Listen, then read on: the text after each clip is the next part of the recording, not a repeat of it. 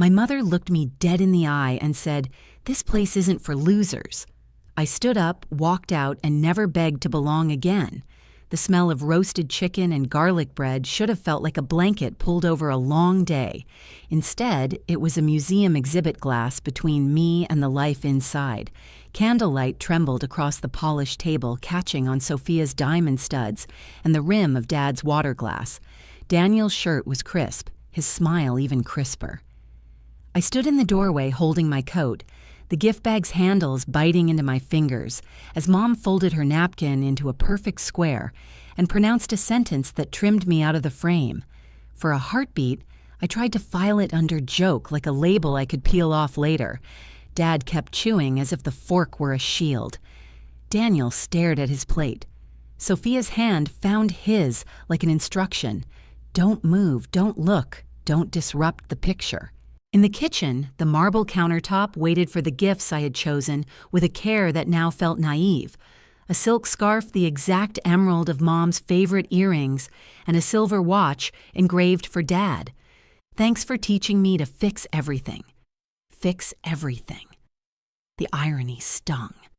If there was one thing I never managed to repair, it was the quiet ranking system that had hummed beneath our house for decades. Sundays used to mean pancakes at dawn batter whisked in a blue bowl while Dad hummed old Motown and Mom set places just so. Back then I believed attention was like sunshine. If I stood still and tried hard, it would eventually land on me. When Daniel arrived, the sun seemed to follow him room to room. "Isn't he perfect?" Mom whispered, and the word stuck like a sticker I couldn't peel off my skin. Their cheering became our weather. Daniel's soccer goals drew neighbors to the curb. His spelling bee ribbon earned a cake with his name piped in looping blue. When I made the honor roll, my certificate slid under a pile of unopened mail. I told myself I didn't need applause. I had practical hands, a steady head. But each time they clapped for him, something inside me pressed a nose to the glass and fogged it with wanting. By high school, the lines had hardened. For Daniel's 17th, there was a shiny used Honda in the driveway, red bow and all. For my birthday, a gentle pat and advice to stay responsible. When he stumbled in college, Dad drove 3 hours to negotiate with a professor. When I struggled through trade school with tips and overtime, Mom's verdict was a shrug. "You chose that path." I learned to swallow what I couldn't chew. The roof taught me how heavy love can be. I was 21 when the water stain on the hallway ceiling bloomed into a brown galaxy. Dad groaned about estimates for weeks. I saved from the shop, bought shingles and tar paper, climbed the ladder 3 Saturdays in a row, and hammered until my arms ached. When I climbed down, sticky with sweat and grit, waiting for the smallest good job, Mom squinted at the uneven line and laughed. If only Daniel were here, he'd have done it properly. I stood on the lawn with my hammer and a mouthful of silence. The leak didn't return. Neither did the thank you. I kept choosing the small, unphotographed version of Love Rescues at 2 a.m., wires spliced rent, transferred speeches, rehearsed until his sentences fit. My name never appeared in the stories. I was the hand beneath the stage, the beam hidden in the wall. By then, I had learned the choreography. They would spotlight him. I would dim.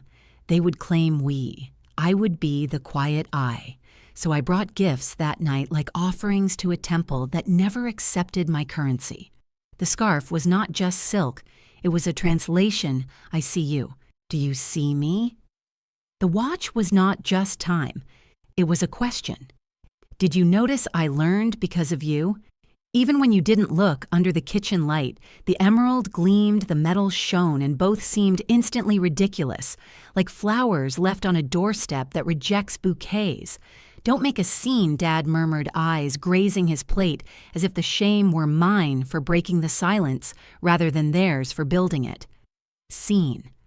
I had always been careful not to star in one, careful to show up in clean boots and a zipped jacket and hands scrubbed of grease that never quite left, careful to keep my voice small enough to fit the room they offered. But something in me had already moved the part that refused to ask again what I had done wrong. I set the bag down. The handles snapped free of my fingers with a soft sound that felt louder than Mom's words. "Doesn't fit," she'd said, eyes flicking to the oil shadow on my sleeve, as if life lived in a shop, disqualified me from sitting near the china. I looked to Daniel for proof I hadn't imagined our childhood, the jokes shared in hallways, the nights I drove across town because his tires were balding and he was scared to be alone on the shoulder. He studied the tablecloth like the answers were printed there. Sophia squeezed his hand. I could almost hear the thought pass between them. Hold the picture. Don't let it blur. Outside, the air knifed my lungs. Snow curled from a sky the color of an old bruise. By the time I reached my truck, my eyes burned in a way I pretended was weather. The house behind me glowed soft light silverware laughter restarting like a song put back on after a brief, awkward skip. I drove home with the gifts on the passenger seat like chaperones for grief. The emerald flashed at red lights. The engraving pressed against my palm when I shifted. In my kitchen, the bag sat on the table like a guest who refused to leave. I cooked eggs because anything more would have been performance. I ate in the quiet that used to feel like punishment. A memory parade unspooled 12 and invisible next to Daniel's ribbon 16 and double shifted for books 21 and sunburned on a roof nobody thanked. Each frame clicked into place until I could see the picture clearly, not the posed one they kept in the living room, but the real one, the daughter who could carry weight without being invited to the meal. I touched the bag and felt not the scarf or the watch, but the foolish hope stitched into both. Maybe this time. The words were always the same. Maybe this time the door will open wider than a sliver. Maybe this time the smile will reach the eyes. Maybe this time love will be something I can earn. I pressed my forehead to the cool cabinet and let the maybes fall like nails into a jar. The snow thickened outside, soft and relentless. I pictured their candles burning lower refills of wine, the humming ease of people certain of their place. In that image, I finally saw the equation I had been solving wrong since childhood. You cannot calculate your worth by the measure of someone else's blindness. The realization wasn't fireworks, it was a pilot light catching a quiet, steady blue. I rinsed my plate, set it to dry, and sat in the chair by the window until the glass fogged with my breath. In the reflection, my face was tired and firm. Maybe I was never meant to be seen there, I thought, hands cupped around the warmth of tea. Maybe I was meant to be seen somewhere that doesn't ask me to disappear first. The scarf and watch haunted me from the countertop for days.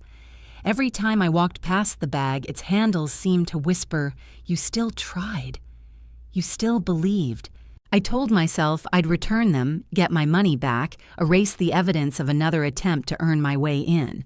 But something in me resisted. Returning them would mean pretending I hadn't meant it. And I had meant it every thread, every engraving. I had meant it more than I'd meant anything in years. I started leaving my coat on when I came home, pacing the kitchen like a visitor in my own house. The silence pressed in like insulation. Sometimes I caught myself listening for Daniel's laugh, for Mom calling out for Dad humming as though memory itself might patch the hole. But memory had turned brittle. It snapped when I touched it.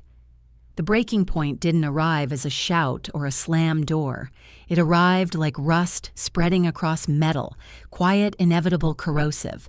I was lying awake one night, the clock bleeding past 2 a.m., when I finally admitted the truth: I am not invisible. They just refuse to look. The sentence rattled me. It sounded defiant, rebellious, dangerous. But it was also a relief, like a sore tooth finally pulled. I remembered the roof again, the laughter at my crooked shingles, and realized that was the night I'd learned silence was safer than defense. I had swallowed it all, mistake after mistake, humiliation after humiliation, hoping that one day the ledger would balance and they'd see me. But ledgers don't balance when the other side refuses to write anything down. I sat up in bed, my hands shaking, and reached for the notebook I usually kept for bills. On the blank page, I started a list, not of what they had done, but of what I had done. The rent I covered, the nights I towed Daniel's car, the groceries I bought when Dad lost his job for a stretch, the weekends spent on ladders and basements patching and wiring. By the time the sun smeared pale light across the blinds, the page was full. I am not a loser. I am the foundation. That morning, I made a decision that scared me with its clarity. I would stop showing up. Stop offering, stop rescuing, stop auditioning for a role I was never meant to get. The idea felt radical, almost cruel, but as I poured coffee into a chipped mug, my hands steady. For the first time in days, I realized it wasn't cruelty. It was survival. The first test came quicker than I expected. 3 nights later, Daniel called. His number flashing on my cracked phone screen still triggered that old reflex pickup, solve, protect. I let it ring once, twice, and then I swiped to answer, already bracing. Vic. His voice was tight. Listen, I'm in a bind. Sophia's parents want us to come upstate this weekend, but my car. No, I said, cutting him off. Silence hummed on the line. What, I can't help you this time, Daniel? His laugh was forced, sharp. Come on, you're always good with this stuff. Just a quick fix. I said no. My voice surprised me. It didn't tremble. It didn't apologize. It stood there like a wall. He exhaled hard. You don't mean that. You're just upset about dinner. Don't punish me for what Mom said. My chest burned. You sat there. You let her say it. Vic, you're being dramatic. Maybe I said, or maybe I'm just done. When I hung up, the silence in the kitchen felt different. Not punishment, not emptiness, just mine. That night, I slid the gift bag into the top of my closet, not because I wanted to forget it, but because I wanted to remember. It wasn't just silk and metal inside. It was the last offering I'd ever place on an altar that didn't see me. The breaking point wasn't fire or explosion. It was the quiet decision to walk a different path, to let their picture-perfect table blur without me, to stop begging for a seat that was never mine. And once I crossed it, I knew there was no going back. The silence after Daniel's phone call didn't feel empty anymore. It felt like space I had never been given, space I had never dared to claim. And in that space, a thought began to take root. If they'll never see me, then I'll build something they can't ignore, and I won't need to show them until I decide. That thought became my secret counterattack. It started years earlier, really long before Mom's insult at the table. Back when I was 22, dead tired after a 12-hour shift at the garage, I heard a podcast humming from a dusty radio in the corner. The host spoke about dividends and compound interest, words that might as well have been another language. But something about the way he said freedom lit a spark. Not applause, not validation. Freedom. The next morning, I drove to the library, grease still under my nails, and checked out a book with a title that sounded almost like a joke, The Simple Path to Wealth. I devoured it in 2 nights, underlining words, until the margins looked like roadmaps. By the time the book was due, I had checked out 5 more. I was broke. Then my savings account held $700, and I lived on ramen 3 nights a week just to scrape together $300 more. But when I pressed the buy button on my first index fund, my hands shook like I was signing a peace treaty with myself. I skipped boots that winter. I packed lunches until I couldn't stand the taste of peanut butter. Every dollar I saved I sent forward in time, like planting seeds in frozen soil. The garage became my sanctuary, not just for fixing cars, but for fixing myself.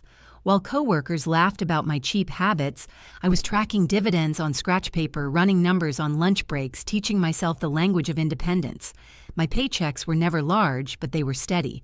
And steadiness, I realized, beats spectacle every time. By 25, I had opened a second account. By 26, side jobs filled my weekends, late-night tows, brake replacements, and freezing driveways. Anything that added $50 or $100 to my investment pile. I didn't buy vacations or new furniture or even real coffee. I bought shares, quietly, steadily. I never told Mom or Dad, not Daniel, not even Maya. The secrecy wasn't shame. It was protection. When I turned 28, I did something that made them laugh out loud. I bought a house. Not a pretty house. A sagging wreck with peeling paint, cracked pipes, and a furnace that hadn't worked in years. Mom shook her head. Why waste money on a dump? Daniel joked that it looked like a junkyard shack. They never offered to help, never asked how I afforded it. They assumed it was another mistake, proof of my smallness. But I rebuilt that house board by board. Every paycheck, every scraped dollar went into repairs. I learned to solder pipes, lay tile, rewire outlets. My evenings smelled of sawdust and sweat. By the time I finished, the house wasn't a mansion, but it was mine. And unlike the roof I'd fixed years ago, no one laughed at the shingles this time because no one was invited to see them. At 30, the numbers I tracked obsessively on lined paper crossed into six figures. At 31, they passed seven. $1.3 million. Me, the loser, the grease monkey.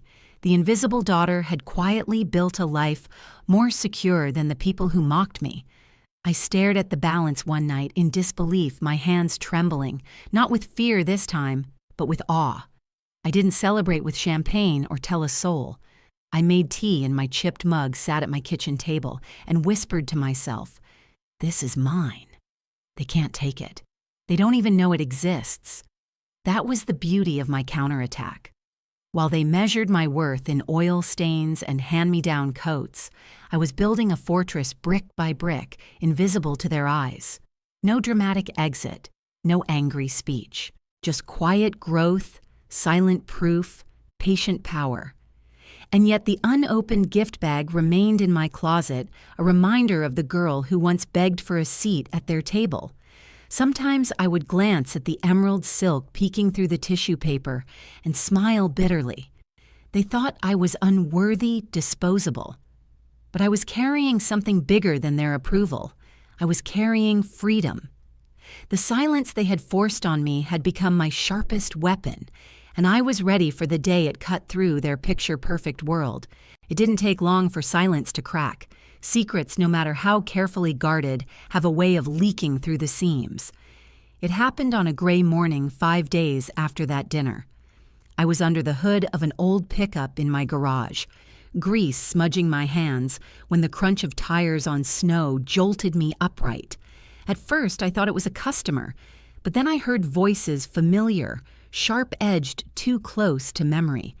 When I stepped into the driveway wiping my palms on a rag, they were standing there like ghosts dragged into daylight, Mom with a tin of cranberry muffins clutched like a peace offering, Dad shifting from foot to foot, Daniel stiff with anger, Sophia beside him, her heels sinking into the snow, Victoria.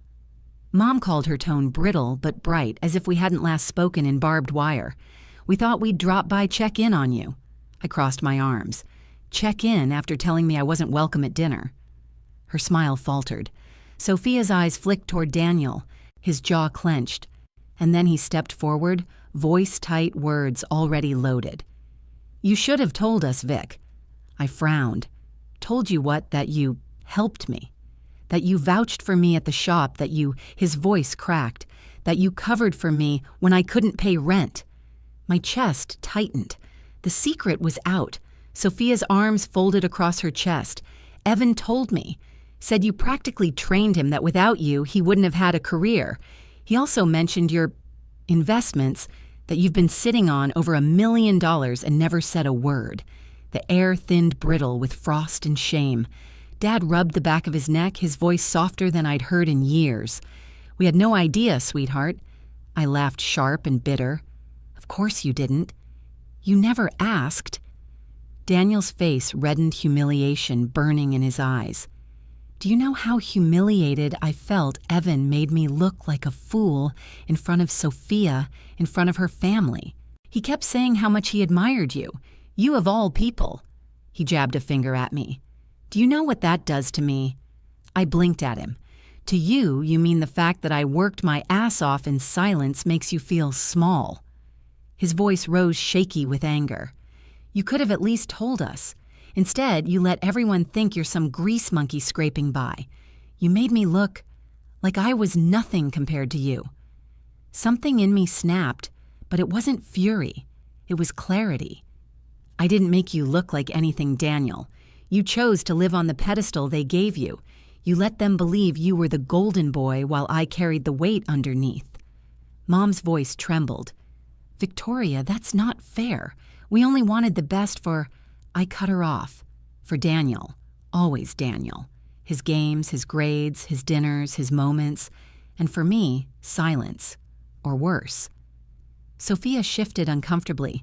Dad studied the snow like it might swallow him whole. For once, no one had an easy answer. Then Mom tried again, the muffins trembling in her hands. We didn't realize.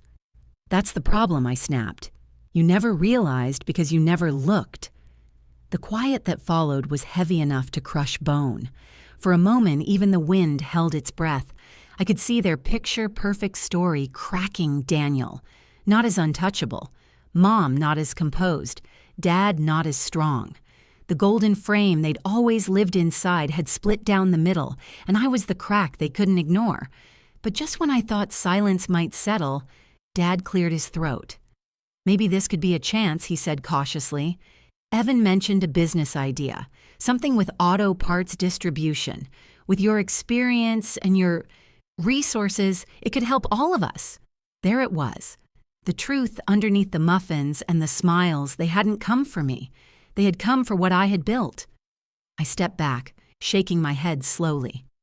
You came here with a pitch, not an apology. You came here because you want something from me. Daniel's face twisted with anger. You're letting pride get in the way. This could help the whole family. This isn't pride, I said, my voice rising like steel in the cold. This is survival. For once in my life, I'm not going to buy my way into your love. Mom reached out as if to touch my arm, but I pulled back. If you want to rebuild something with me, it won't start with a business deal. It won't start with you deciding I'm useful now that I have money. Daniel's voice broke into a shout. So you'd rather throw away your family than work with us. I looked him in the eyes, steady and unflinching. Family doesn't throw you out of dinner and call you a loser. Family doesn't erase you until you're convenient. You don't get to rewrite history because you're embarrassed now. The air between us buzzed with everything we'd never said. Their picture was shattered, and they were scrambling to tape it back together. But I wasn't theirs to frame anymore. Snowflakes drifted between us, silent and steady, as if the world itself wanted to muffle what was happening. My breath fogged in the air, my pulse thundering louder than Daniel's words. I had waited my whole life for someone in this family to finally say, "We see you, we're proud." But even now, with the truth exposed, all they could see was what I had to give them. Mom stepped closer, her hand trembling as she extended it toward me. Victoria, honey, we made mistakes. We shouldn't have said what we said. But we're here now, aren't we? Doesn't that mean something? I stared at her hand, the one I'd reached for as a child, hoping for comfort, for praise, for love. Now it hovered between us like a bargain, not a gift. My throat tightened. No, Mom, you're not here for me. You're here for what I built. You want my money, my success, my ability to patch the holes in your lives. That's not love. That's desperation. Dad tried his voice rough and low. It's not like that. We just didn't know I cut him off with a bitter laugh. Didn't know you didn't want to know, because knowing would mean admitting you were wrong. Admitting the daughter you called a loser was the one holding this family together while you cheered for someone else, Daniel snapped, stepping forward, fists clenched. You think you're better than us now, don't you? Just because you've got money in the bank, you think that makes you superior. I matched his stare, my voice sharp as the cold. No, Daniel. What makes me better is that I didn't need to tear anyone down to rise up. I didn't need to be the golden child. I built my life brick by brick while you basked in applause you never earned. And now you're mad because the truth finally shows. Sophia's face paled. She reached for Daniel's arm, whispering, "Is that true?" He yanked away, glaring at me with eyes that had once begged me for help at 2 a.m. on dark highways. "You're lying," he spat, exaggerating. I barked out a laugh, raw and tired, exaggerating. "Do you want me to pull receipts? Bank transfers, towing bills? The nights I crawled out of bed after 12-hour shifts to save your ass, you let them think you did it all on your own while I stayed invisible." Mom's eyes glossed with tears. "We didn't mean to erase you, sweetheart, but you did," I said. My voice cracked, but the words held steady. Over and over. Every birthday, every holiday, every chance you had to say, We're proud of you, you saved for him. And when I finally stop begging, you only show up because you found out I'm not the failure you painted me to be." The silence after that was suffocating. The muffins in Mom's hands trembled. Dad's shoulders slumped. The man who once hummed Motown songs at Sunday breakfast, now unable to look me in the eye. Daniel's chest rose and fell with fury, but behind it, I caught a flicker of something else, shame maybe. Sophia bit her lip. Her face flushed with a discomfort that didn't belong to her, yet wrapped around her anyway. Finally, Dad spoke, his voice so quiet it almost disappeared into the snow. "So what happens now?" The question settled over us like falling ash. For years, I had twisted myself into knots, begging for a seat at their table. For years, I had mistaken crumbs for meals, silence for safety and visibility for love. And now, in this driveway under a gray sky, I finally had an answer. I turned toward my front door, pushed it open, and let the warm glow of my home spill out into the snow. The light wasn't welcoming. It was a boundary, a line they couldn't cross unless they changed. "What happens now," I said, my voice steady, even as my chest ached, "is that you leave. And you decide whether you can love me for who I am, not for what I can give you, not for what you want me to be. But you'll make that decision on the other side of this door." Mom's mouth opened and closed. Dad shuffled his boots. Daniel muttered something too low to catch before storming toward the car, Sophia trailing behind. One by one, they left the muffins in the snow, muffled voices fading with the crunch of tires. I closed the door gently, not out of anger, but out of clarity. Inside, the scarf and the watch still waited in their bag, silent witnesses to every attempt I'd ever made to belong. But the silence around them felt different now. It wasn't emptiness, it was peace. For the first time in my life, I wasn't waiting for their applause. I wasn't begging for a seat. I had drawn the line and I wasn't crossing it again. It has been almost a year since the night I closed that door. Since then, the seasons have turned snow, melting into spring rains, summer buzzing with heat, autumn laying its quiet gold across my yard. My parents haven't visited again. Daniel tried once, a half-hearted phone call, his voice rehearsed but empty. He asked if I might reconsider helping him with a business idea. I told him no. He hung up without saying goodbye. And just like that, the silence that once felt like exile became freedom. In that quiet, something surprising happened. Space opened. Space for people who actually wanted me, not for what I could give, but for who I am. It started with a message from a girl I knew in trade school. She'd heard whispers about how I built my portfolio and asked if I could explain it to her. I hesitated at first, the old instinct to hide, to stay invisible. But something in me said yes. We met at the community garage. One conversation turned into 5. 5 turned into a weekend workshop. Soon I was standing in front of a group of women with grease on their hands and doubt in their eyes, teaching them the words that once felt like a foreign language to me: dividends, index funds, freedom. Watching their faces light up was a kind of applause I had never tasted at my family's table.